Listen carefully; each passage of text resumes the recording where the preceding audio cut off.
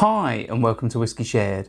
You're watching day 23 of my mystery whiskey advent calendar.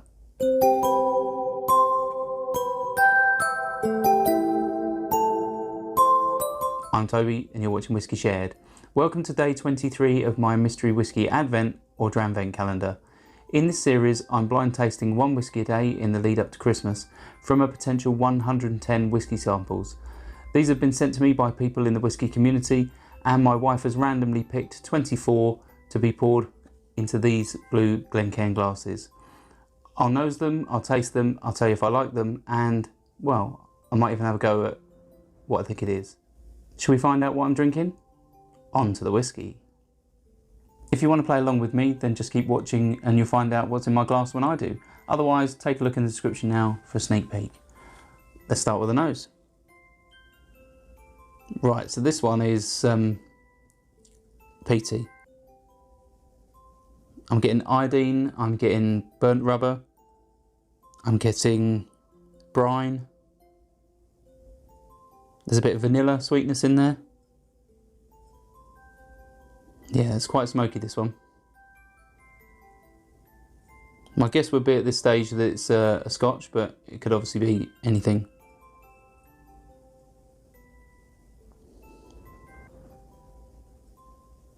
Yeah, I'm getting sort of new leather smell.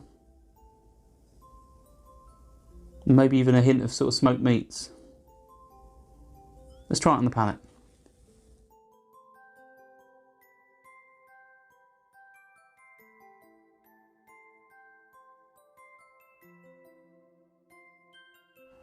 Okay, it's quite light.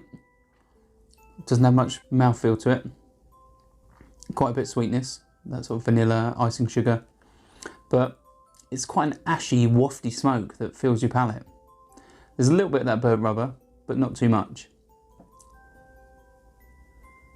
Yeah, it's not bad. It's that burnt rubber note is not dominating. It instantly reminds me of something like Lafroig because, well, there's not many whiskies I pick a burnt rubber note on, and that's sort of like stamped in the memory. I do have some Lafroigs in my sample collection, so maybe that's probably what's leading me to think that as well, but obviously it could be anything. You know, I have tasted others that are similar, but let's have another sip.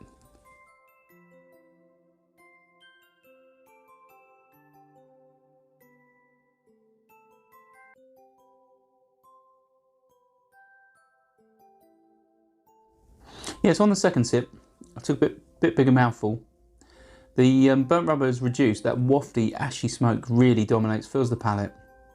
There's not much heat, not much pepper, which is nice. You know, sometimes you like it a bit more punch from the whiskey to give it bolder flavours. But I think this works quite well. I wouldn't say this is probably higher than 43%, but I have been wrong many times before. And that sweetness works quite well with that smoke. So I would think it's an Islay, and because I don't have a massive amount of experience with Islay whiskies, other than some of the core ranges, I would be inclined to think it's possibly a Lafroig. But I can't think of any others other than Kilchoman that I've had that have that sort of slightly rubbery note. Should we find out if I'm right?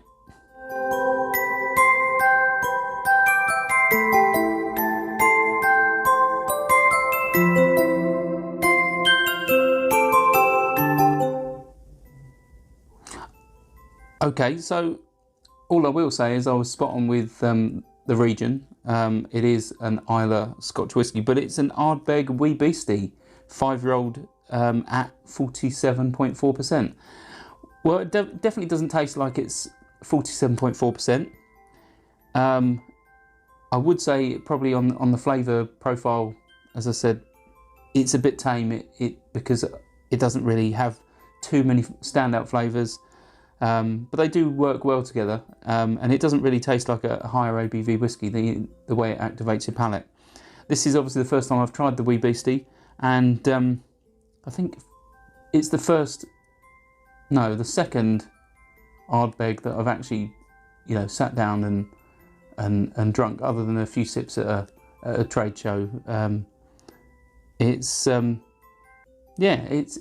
bad. I'm going to take my time with it and drink the rest of it off camera and see how it develops. But I think, you know, it's only like £35 a bottle normally, so it is, you know, fairly good value. But I'm going to take my time and I'm going to enjoy it. So hopefully you'll come back for the final day tomorrow, day 24, and I'll see you then. Sauncher. I hope you enjoyed this video. If you did, why not give it a like or a comment, and please consider subscribing for more videos like this.